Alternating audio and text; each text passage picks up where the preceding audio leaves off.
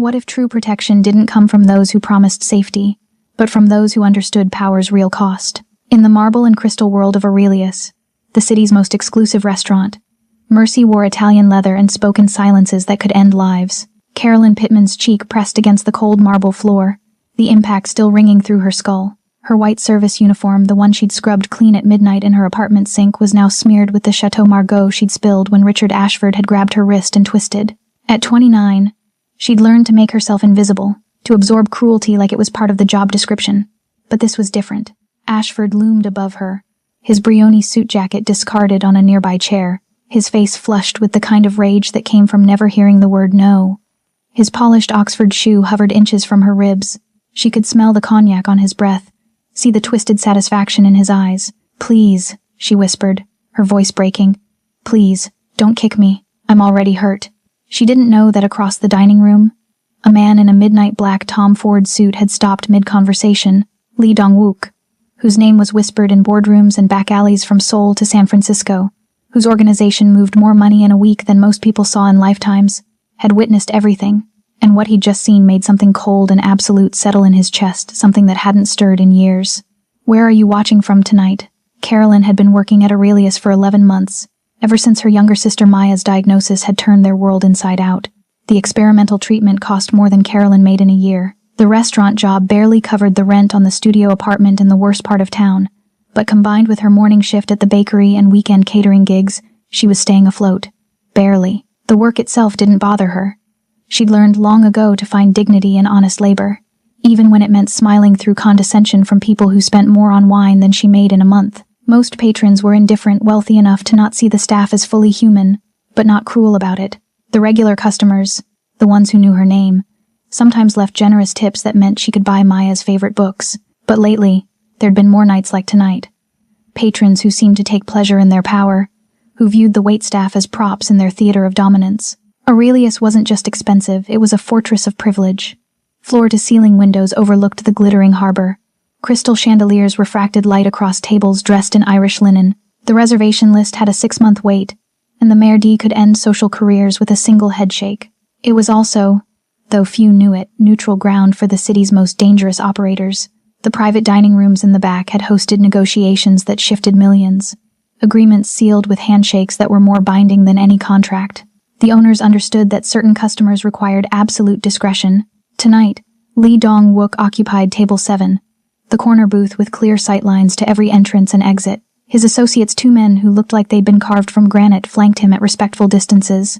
They'd been discussing a shipping route dispute, the kind of conversation where the wrong word could trigger consequences measured in bodies, not dollars. Richard Ashford III represented everything Lee had learned to recognize and despise. Old money wearing new arrogance, the kind of man who'd inherited wealth but confused it with worth. He sat with 3 other men in expensive suits, their laughter too loud, their gestures too expansive.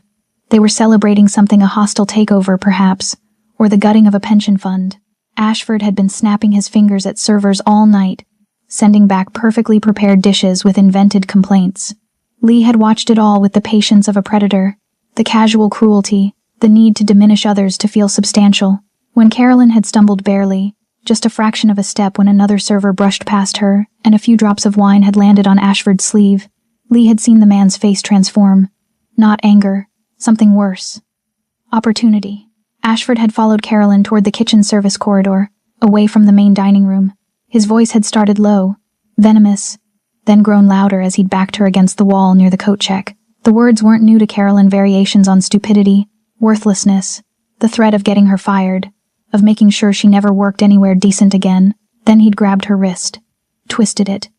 When she'd reflexively pulled back, he'd shoved her, hard. The sound of her body hitting the floor had carried across the dining room like a gunshot in the careful quiet. Now, as Ashford's foot lifted for the kick that would crack her ribs, that would mark her with bruises she'd carry for weeks, Carolyn did the only thing left to her. She begged, "Please don't kick me.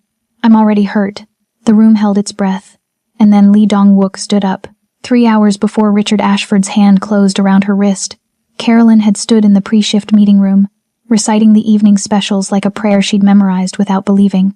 Seared foie gras with black cherry gastrique, wild Alaskan halibut with saffron beurre blanc, Wagyu beef that cost more per ounce than she made in a day. The words tasted like ash, but she smiled and nodded when the floor manager reminded them that exceptional service meant anticipating needs before they were spoken, that their tips depended on making invisible people feel seen while remaining invisible themselves. She was good at invisible. 5 shifts a week at Aurelius. Mornings at the bakery on 3rd Street where she shaped croissants before dawn. Weekends serving canapés at gallery openings and charity galas where people who could solve Maya's problems with a single check wrote 5-figure donations to save endangered orchids. The math was simple and impossible. Maya's treatment cost $8,000 a month. Carolyn made maybe $4 on a good month, and the gap between them was measured in her sister's labored breathing, in the way Maya smiled and said she was fine, even when the pain made her curl into herself like a question mark. The private care facility, the one where they actually managed pain instead of just warehousing the sick, had a 6-month waiting list and required 3 months paid up front. Carolyn kept a notebook in her locker where she tracked every dollar, every tip, calculating and recalculating the same arithmetic that never quite added up. She was 8 months away from the deposit. Maybe 7 if she picked up more catering shifts. Maybe 6 if she stopped eating lunch. Richard Ashford had arrived at 7:30 with his entourage of sharks in suits, men whose laughter carried the edge of things breaking. She'd recognized him immediately, hedge fund manager, his face occasionally gracing the business section, the kind of man who collected modern art and 18th century wine with the same casual veracity he applied to destroying pension funds. He'd barely glanced at her when she'd taken his drink order, his attention fixed on performing wealth for his companions, but she'd felt the assessment anyway, the way his gaze had lingered just long enough to categorize and dismiss her. Table 7 had been occupied since 6. Lee Dong-wook and his associates had ordered with quiet precision the tasting menu, wine pairings selected by vintage rather than price, and then settled into the kind of conversation that happened in undertones, in languages that shifted mid-sentence, Korean, then Mandarin, occasionally English when the terms required it, shipping manifests, port access, names that meant nothing to Carolyn but everything to the 2 granite-faced men who flanked Lee like bookends of violence barely contained. She'd served them twice, each time hyper-aware of the way Lee tracked her movement with eyes that processed information like a predator calculating trajectories. He never smiled, never made small talk, but when he thanked her in that precise, unaccented English, something in his tone suggested he saw more than she wanted visible. The men at table 7 didn't demand. They requested. They never snapped fingers or raised voices, but the air around them carried weight, the kind of pressure that came from knowing you could reshape reality with a phone call and never face consequences. Carolyn had learned to read her tables the way cartographers read terrain. Table 7 was dangerous but contained, power that knew itself and didn't need performance. Table 12, Ashford's table, was different. That was power that needed witnesses, that fed on diminishment. She'd approached them with the same careful smile she wore like armor, and felt the evening begin its long slide toward catastrophe. It happened during the wine service. That delicate choreography of bottle presentation and pour that Carolyn had executed flawlessly hundreds of times. She'd been reaching across to refill Ashford's glass, a 2009 Chateau Margaux that cost more than her monthly rent, when Marcus, the sommelier, brushed past her with an ice bucket, his elbow catching her shoulder at precisely the wrong angle. The bottle tilted. Just a fraction. Just enough. 3 drops of wine landed on Ashford's sleeve. 3 dark droplets against pristine white cotton, spreading like accusation. The table went quiet. Ashford stared at his cuff as if she'd drawn blood, his face transitioning through surprise into something colder and more purposeful. "You stupid!" He caught himself, glanced at his companions, recalibrated. When he looked up at Carolyn, his smile was surgical. "Of course. I should have known better than to expect competence from someone who probably can't even afford to drink this. Sir, I'm so sorry. I'll get that cleaned immediately." Carolyn's voice stayed level, professional, even as heat crawled up her neck. "You'll get me a new shirt." Ashford's tone was pleasant now, enjoying itself. "Actually, you know what? You'll pay for a new shirt. This is custom. Charvet, do you even know what that means?" He turned to his companions, performing now.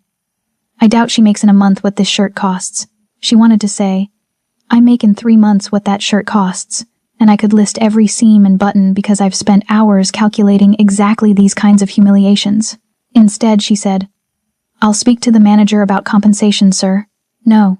Ashford stood, and the movement carried threat. "I'll speak to the manager. About your immediate termination." He was taller than she'd realized, or maybe she'd just gotten smaller. "Unless you'd like to apologize properly. On your knees might be appropriate." The words hung in the gilded air. His companions shifted, uncomfortable but not intervening. Carolyn felt the weight of every eye in the dining room. including the cold assessment from Table 7, where Lee Dong-wook had stopped mid-conversation. She turned toward the kitchen, maintaining dignity by inches. "I'll get the manager." "Sir." Ashford's hand shot out and caught her wrist, his grip tight enough to grind bone. "I didn't dismiss you. Please let go." Her voice came out smaller than she intended. "Please?" He twisted her wrist, and pain lanced up her arm. "You think please means something? You think manners matter from someone like you?" He was moving now, forcing her backward toward the coat check corridor, away from witnesses, his voice dropping to something intimate and vicious. "People like you exist to serve people like me. When you fail at the only thing you're good for, there are consequences." Carolyn tried to pull free. His other hand came up and shoved her, hard, center mass. She stumbled backward, her heel catching on the carpet edge. The world tilted. Her skull cracked against marble with a sound like something final. And then she was on the floor, tasting copper, watching Ashford's polished Oxford lift toward her ribs. "Please," she whispered. "Please, don't kick me. I'm already hurt." The marble was cold against Carolyn's cheek, colder than she expected, and for a strange suspended moment that was all she could process the temperature differential, the way her body heat was already leaching into stone that had probably cost more than Maya's entire treatment. Her skull throbbed where it had connected with the floor, a deep ache that would bloom into something worse by morning. But that wasn't the pain that made her vision blur. She could hear them. The diners. The careful clink of silverware had stopped. Conversation suspended mid-word, as if the entire restaurant had inhaled and forgotten to exhale. They were watching, not intervening, not calling for help, just watching with the detached curiosity of people observing a car accident from a safe distance. She was entertainment now. Spectacle. The confirmation of every hierarchy they'd internalized, that some people mattered and some people were simply scenery that occasionally malfunctioned. Ashford loomed above her, his shadow falling across her crumpled form like a verdict. She could see his face from this angle, see the flush of exhilaration coloring his cheeks, the way his pupils had dilated with something that looked almost like pleasure. His Oxford shoe lifted, the leather catching the chandelier light, and she understood with sudden clarity that he was going to do it. He was going to kick her, not because she'd spilled wine, not even because she'd tried to walk away, but because he could. Because in this moment, he held absolute power over her body, and exercising that power would feel better than any deal he'd ever closed. "Please," the word came out broken, smaller than a whisper. "Please, don't kick me. I'm already hurt." The silence that followed swallowed sound itself. Even the kitchen noise seemed to vanish, the distant clatter of plates and murmur of prep cooks suspended as if the universe had paused to witness what would happen next. Carolyn could hear her own heartbeat, could feel tears tracking hot paths down her temples into her hairline, could taste the humiliation like copper on her tongue. And then, through the silence, came a different sound. Chair legs against hardwood. Slow, deliberate, the kind of movement that carried weight beyond the physical. Lee Dong-wook rose from Table 7 like a dark thing unfolding from shadows. He didn't hurry, didn't speak. He simply stood, and the air pressure in the room changed. His associates remained seated, their postures alert but still, their hands visible on the white tablecloth in a carefully orchestrated display of restraint that somehow made them seem more dangerous, not less. Lee's eyes dark and absolutely level, fixed on Ashford, with the kind of focus a surgeon applies to a tumor. No anger, no righteousness, just cold, precise attention that suggested he was calculating angles, measuring distances, mapping the most efficient route from observation to action. Ashford's foot hesitated mid-arc, his attention fragmenting. He glanced toward the movement, toward this man in the corner who had no business involving himself in what was clearly a private matter of discipline. His face twisted with irritation, with the particular annoyance of someone interrupted mid-pleasure. Lee took his first step forward, then another. Steady as a metronome, silent as gravity, the room held its breath and waited. Lee Dong-wook crossed the dining room the way glaciers move mountains, inevitable, unhurried, and fundamentally unstoppable. Each step measured exactly the same distance as the last, his Italian leather shoes making no sound against the hardwood, his hands loose at his sides in a way that suggested complete control over violence, rather than its absence. The space between tables seemed to expand for him. Other diners unconsciously shifting their chairs, their bodies, creating a corridor through the room that led directly to where Ashford stood over Carolyn's crumpled form. He didn't look at the other patrons, didn't acknowledge the sommelier frozen near the wine station, or the floor manager emerging white-faced from the kitchen. His attention remained fixed on Ashford with the single-minded focus of a missile locked on target, and there was something in that absolute concentration that made the temperature in the room drop several degrees. Ashford had lowered his foot not from conscience but from the distraction of this approaching figure, and now he turned fully to face Lee, his expression cycling through confusion into defensive anger. "This is a private matter," he said, his voice regaining some of its earlier authority. "I'm dealing with incompetent staff. It doesn't concern—" Lee stopped 3 feet away, said nothing, simply looked at him. It wasn't a glare, wasn't a threat displayed across his features. Lee's face remained perfectly neutral, almost serene, but his eyes held something that made Ashford's words die in his throat. It was the kind of look that saw through skin to bone, that calculated exactly how much pressure a human body could withstand before it broke, that had witnessed suffering and death and cruelty, and catalogued them all with the same clinical precision he might apply to a balance sheet. "Do you know who I am?"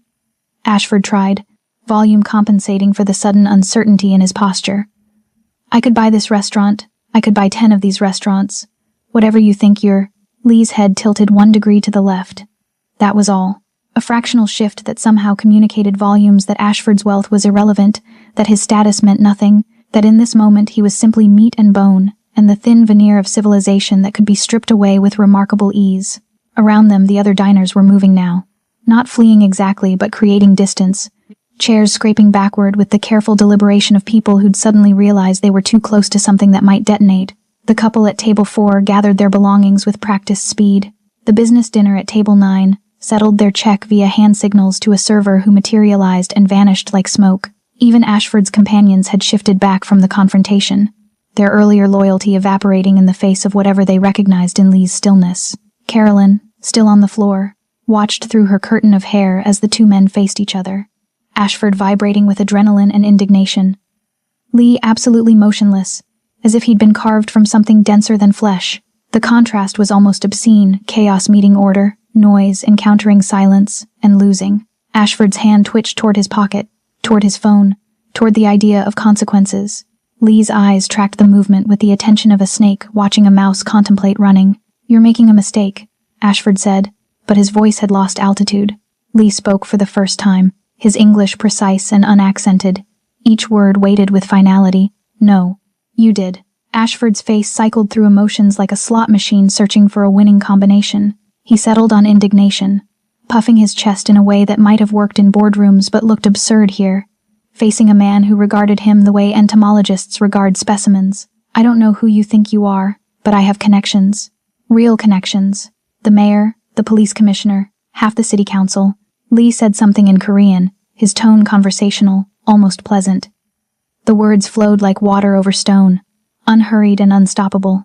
The taller of Lee's associates, the one who'd been sitting ramrod straight throughout dinner, rose and moved to stand just behind Lee's right shoulder. His voice, when he translated, carried the same studied neutrality as Lee's original statement, but in English the words landed like stones in still water.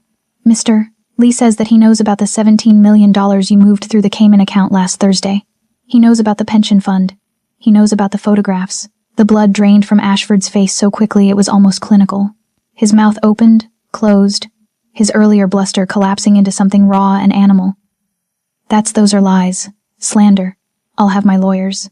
Lee spoke again, shorter this time, and the bodyguard translated with what might have been the ghost of satisfaction. "Mr. Lee suggests that perhaps your lawyers are already quite busy with other matters. The SEC investigation, for instance. Though he notes that particular problem could accelerate significantly if certain documents were to surface. You're threatening me." Ashford's voice had climbed an octave, the veneer of sophistication peeling away to reveal the entitled child beneath. "You can't just I'll call. Mr. Lee is not threatening you," the translator continued, though Lee hadn't spoken.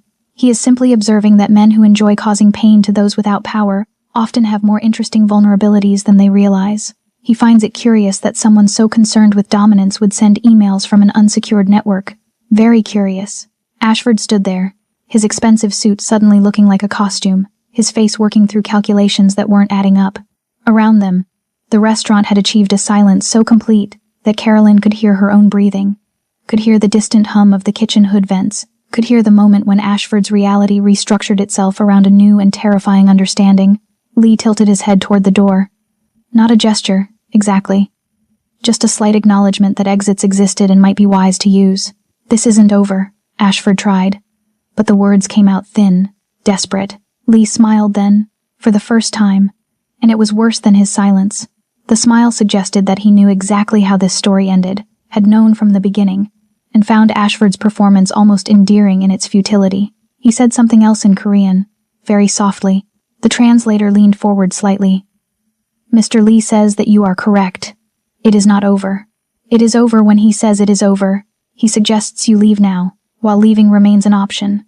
The second bodyguard materialized at Ashford's elbow. Carolyn hadn't even seen him move his hand, hovering near but not touching Ashford's arm, creating a corridor toward the exit that felt both like an escape route and a cattle chute. Ashford looked at his companions, seeking support that had already abandoned him. He looked at the other diners, finding only averted eyes. He looked at Carolyn, still on the floor, and whatever he saw in her expression made him flinch. Then he was walking, then stumbling, then gone, the bodyguard shadowing him through the door and into the night where expensive cars and ruined reputations waited in equal measure. The silence after Ashford's departure felt different than the silence that had preceded it, less anticipatory, more like the aftermath of a storm when the air pressure hasn't quite normalized. Carolyn remained on the floor, her body still braced for impact that was no longer coming, her mind struggling to process the violence of what she'd witnessed even though no one had thrown a single punch. Lee turned from the door and looked down at her, his expression unreadable. Then, with the same precise deliberation he'd applied to everything else, he lowered himself into a crouch beside her. Not kneeling the angle was wrong for that. Too practical, too much like a businessman examining damaged merchandise. He reached into his jacket pocket and produced a handkerchief, white linen with initials embroidered in a navy so dark it was almost black, and held it out to her. Carolyn stared at the offered cloth as if it might be a trap. Her hands shook as she took it, the fabric expensive enough that she was afraid to bleed on it. Though she suspected she already was, she pressed it to the cut above her eyebrow where her head had met the floor, felt the sting, tasted the salt of tears she hadn't realized she was still crying. Why do you stay? Lee's English carried no accent she could identify, as if he'd learned the language from recordings rather than people. His tone suggested genuine curiosity rather than sympathy. The same tone someone might use to ask why you'd chosen an inefficient route. I need the job. The answer came automatically. The same response she'd given herself 1,000 times. That is not an answer. He shifted his weight slightly, his gaze never leaving her face. There are many jobs. You stay here, in this place, accepting this treatment. Why? Carolyn's throat tightened. She didn't owe this stranger her story. Didn't owe him anything except perhaps gratitude she didn't know how to articulate. But something in his directness, in the way he dismantled Ashford without raising his voice, made lying seem pointless. My sister, Maya. She's sick. The treatment costs, her voice cracked. It costs more than I can make anywhere else. The tips here, they're enough to almost. Lee repeated the word as if tasting it, finding it unsatisfactory. He stood in one fluid motion, looking down at her from his full height, and for a moment she thought he was finished with her, that this brief intervention had satisfied whatever impulse had moved him to act. Instead, he said something that surprised her. He is weak. Sir? That man. Ashford. Lee's lip curled with something that might have been disgust if it had contained more emotion. He requires an audience for his cruelty. He needs witnesses to feel powerful, needs to diminish others to feel substantial. This is not strength. This is pathology masquerading as authority. He looked toward the door where Ashford had disappeared. Truly powerful people do not waste energy on performance. They simply act, and the world reshapes itself accordingly. Carolyn pulled herself into a sitting position, her back against the wall, still clutching his handkerchief. Is that supposed to make me feel better? No. Lee looked at her with those unreadable eyes. It is supposed to make you understand that you have been suffering under a system designed by weak men who mistake cruelty for competence. And weak systems can be restructured. Lee extended his hand, and after a moment's hesitation, Carolyn took it. His grip was firm, impersonal, and he pulled her to her feet, with the efficient strength of someone who'd done this before, lifted people from floors, from wreckage, from the aftermath of decisions gone wrong. He released her hand immediately, maintaining that careful distance between assistance and intimacy. I was 16 when I understood that survival requires clarity, he said, his tone still conversational, as if they were discussing market trends rather than standing in the ruins of her dignity. My father ran a small import business in Busan, legal, legitimate, barely profitable. When he refused to pay protection money to the local organization, they burned it to the ground. He rebuilt. They burned it again. The third time they broke his hands so he couldn't rebuild. Carolyn watched his face for emotion and found none. Just the steady recitation of facts filed under ancient history. I learned that the world does not reward honesty or hard work. It rewards understanding power and knowing where you stand within its structure. My father believed in dignity through labor. He died poor and broken. Lee's eyes refocused on her, sharp and assessing. You are on the same path, working 3 jobs, calculating impossible mathematics, hoping that if you just endure enough, the universe will notice your suffering and adjust accordingly. It won't. End quote. The words should have been cruel, but they landed with the weight of diagnosis rather than judgment. Carolyn's hands tightened on the handkerchief, the fabric now spotted with her blood, and she found she couldn't argue with him. I'm going to offer you something, Lee continued. Not from kindness, I am not a kind man, but because I've built my organization on the principle that talent matters more than pedigree, and you've demonstrated something rare tonight. I got attacked and cried on your handkerchief. You stayed on the floor and asked not to be hurt worse, knowing that pride would cost you more than you could afford. His head tilted fractionally. That is not weakness. That is ruthless prioritization. I respect that. He stepped back, creating space for what came next. Option 1. I give you $100,000. Enough for your sister's treatment. Enough to relocate somewhere that men like Ashford don't know your name. You walk out of here tonight, and you never work in a place like this again. Ashford will receive additional reminders that you are not to be contacted or considered. You will be safe. Carolyn's breath caught. 100,000. The entire architecture of her life restructured in a single sentence. Option 2. Lee's voice didn't change, but something in his posture sharpened. You work for me, not as a server, not as anyone's subordinate in the way you understand that word, as someone I can trust with sensitive information, complex logistics, operations that require intelligence and discretion. The pay will cover your sister's care indefinitely, the work will occasionally be dangerous. The hours will be unpredictable, and you will enter a world where the rules you've been taught do not apply. He paused, letting the weight of both options settle between them. You've proven you'll fight to protect what you love, even when fighting means survival over pride. That is valuable, possibly invaluable. Lee's expression remained neutral, but his eyes held something that might have been recognition. The first option is safety, the second is power. Choose. Carolyn looked at the handkerchief in her hands, at the monogram stitched in thread that probably cost more than her hourly wage, at the blood that had seeped into expensive linen and made it hers in a way money never could.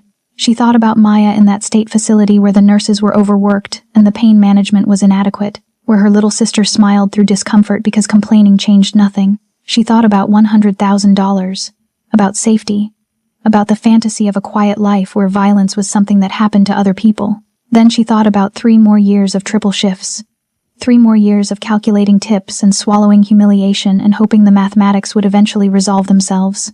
3 more years of being invisible until someone needed a target. Option 2, she said, and her voice didn't shake. Lee's expression didn't change, but something shifted in his posture. A fractional relaxation that might have been satisfaction. You understand what you're choosing? This is not a trial period. Once you enter my world, you cannot simply resign if it becomes uncomfortable. I understand that safety is a lie we tell ourselves. Carolyn met his eyes, held them. I've been safe my entire life. Safe and poor and one emergency away from catastrophe. That man tonight could have kicked me, could have broken my ribs, and the most the law would have done is fine him less than he spends on lunch. You're offering me something different. I'm offering you complicity, Lee corrected. The work I do exists outside legal frameworks. You will facilitate transactions that courts would call criminal. You will know things that could put you in prison if authorities ever connected the threads. And you will do these things not because you believe in some greater cause, but because it serves your survival and your sister's well-being. Yes, Carolyn said simply. I will. Lee extended his hand again, but this time the gesture carried different weight. Not assistance, but acknowledgement. She shook it, felt the controlled strength in his grip, understood that this was the moment her life divided into before and after. Go change, he said. Leave the uniform. You don't work here anymore. The staff locker room felt like visiting a museum of her former life. Carolyn stripped out of the white service uniform, the fabric still damp with spilled wine and humiliation, and pulled on her street clothes, jeans, and a sweater that suddenly felt inadequate for wherever she was going next. She left the uniform folded on the bench, her name tag placed carefully on top like a tombstone marker. Her locker held nothing she needed to take. Everything that mattered was already in her small backpack. Maya's photo, the notebook where she'd tracked impossible numbers, and now Lee's blood-stained handkerchief that felt like a contract written in biology rather than ink. When she emerged, Lee was waiting by the coat check with his 2 associates flanking him like architectural features. The restaurant had mostly emptied, the remaining diners pretending they hadn't witnessed anything unusual, the staff avoiding eye contact with the strange tableau near the entrance. Lee handed her a business card, matte black with a phone number in silver. Nothing else. No name, no title, no address. Tomorrow, 10 a.m., someone will collect you from your apartment. He said her address without her having given it. A casual demonstration of reach that should have been terrifying but somehow wasn't. She nodded, slipped the card into her pocket, and walked toward the door. Lee and his men fell into formation around her, not guarding exactly, but creating a perimeter that suggested she now occupied different territory than she had an hour ago. The maitre d' held the door, his face carefully blank, and Carolyn stepped out into the night, where the air tasted like salt and gasoline, and the future rushing toward her at velocity. She didn't look back at Aurelius, at the gilded cage where she'd spent 11 months making herself small. That version of her life had ended the moment her head hit marble, the moment a stranger had decided she was worth salvaging. Whatever came next would be dangerous and morally complex and probably shorten her life expectancy, but it would be hers. 4 months later, Carolyn sat in the glass-walled conference room on the 42nd floor of a building that didn't officially exist in any of Lee's corporate filings, reviewing shipping manifests that documented cargo containers moving between Busan and Long Beach. The manifests were lies, of course elaborate fictions that listed automotive parts and textiles, while omitting the pharmaceuticals being moved through shell companies whose ownership disappeared into offshore labyrinths. Her job was to ensure the fictions remained internally consistent, that customs agents found nothing suspicious in the paperwork, that the numbers told a story boring enough to discourage deeper investigation. She wore a charcoal Armani suit that had been tailored to her frame, her hair pulled back in a style that suggested competence rather than submission, and when she spoke on the phone in English, Korean, or the fragmentary Mandarin she'd acquired through immersion and necessity, her voice carried the authority of someone who expected to be obeyed. The transformation had happened faster than she'd anticipated, not because Lee had changed her, but because he'd simply removed the obstacles that had forced her to make herself small. "The Long Beach inspection is scheduled for Thursday," she said into her headset, cross-referencing digital files against the physical manifests spread across the conference table. "Make sure the priority containers are positioned mid-stack, maximum bureaucratic friction to access. If they select those for inspection, we have approximately 40 minutes to initiate contingency protocols." She listened to the response, made a note in her tablet. "No, tell him if he can't maintain the timeline, we'll find someone who can. We're not negotiating." She ended the call and looked up to find Lee standing in the doorway, watching her with that same assessing gaze he'd applied in Aurelius. She'd learned to read the micro-expressions now, the fractional shifts that indicated approval or concern. Right now he looked satisfied, which from Lee qualified as effusive praise. "The Seattle route?" he asked. "Resolved." The port official was developing conscience issues. I arranged for a conversation that helped him remember his priorities. She didn't elaborate. Lee didn't require elaboration. He'd hired her for exactly this, the ability to identify problems and implement solutions without requiring permission or validation. "Your sister?"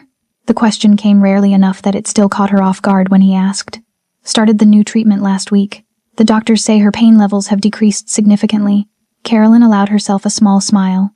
"She's asking about college applications." Maya lived in the private facility now, the one with the ratio of nurses to patients that suggested humans rather than inventory, where experimental treatments were administered by doctors who published in medical journals rather than ones who'd lost their licenses elsewhere. The bills arrived monthly and were paid automatically from accounts Carolyn now managed. The numbers no longer impossible, but simply data to be processed. She visited twice a week, watched Maya's face lose the tightness that chronic pain carved into young features, and understood that every law she broke, every shipment she facilitated, every uncomfortable conversation she conducted with men who preferred violence to negotiation, all of it purchased her sister's future. "Good," Lee said, and meant it. He viewed loyalty as transactional but absolute, and Carolyn's loyalty was secured through Maya's well-being. It was the most honest relationship she'd ever had.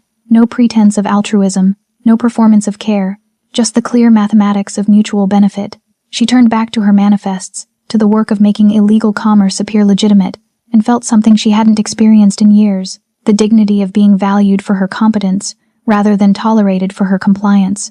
The work was criminal, the hours were unpredictable. The moral compromises accumulated like interest on a loan she'd never fully repay, but when she signed documents in her clean, precise handwriting, when she solved problems that had stymied Lee's other operatives. When she walked through this glass tower in her tailored suit with her sister's future secured, she felt powerful. And power, she'd learned, was the only real safety that existed. Carolyn sometimes thought about that night at Aurelius, not often, but in quiet moments when the manifests were filed and the calls were finished, and she stood at the floor-to-ceiling windows watching the city light up like a circuit board beneath her. She thought about the cold marble against her cheek, about Ashford's shoe hovering over her ribs, about the particular flavor of helplessness that came from knowing that no law would protect her, no authority would intervene, that her body and dignity were negotiable commodities in a system designed by people who'd never known vulnerability. She thought about the woman she'd been 4 months ago, calculating impossible mathematics in a staff locker room, believing that if she just endured enough, the universe would notice her suffering and reward it. That woman had been wrong about almost everything. The universe didn't notice. It didn't care. Survival required understanding power's actual mechanics, not its theoretical ones. Lee's world operated on different principles than the one she'd left behind. The rules here were harsh, cross him, and consequences arrived with the efficiency of compound interest. Fail to deliver and you were replaced, possibly permanently. Loyalty was rewarded proportionally, and betrayal was addressed with the kind of finality that discouraged repetition. But within those parameters, the system was predictable. Lee didn't wake up cruel or generous depending on his mood. He didn't humiliate for sport or exercise power to feel substantial. He simply ran calculations and acted accordingly. It was, Carolyn had come to understand, more honest than anything she'd experienced in the legitimate world. At Aurelius, she'd been told she mattered while being treated as disposable. Here, Lee never pretended she was anything other than a valuable asset, and that clarity felt like respect. Tonight they stood together in a private dining room at a restaurant even more exclusive than Aurelius, the kind of place that didn't have a name, just an address known to people who shaped economies rather than participated in them.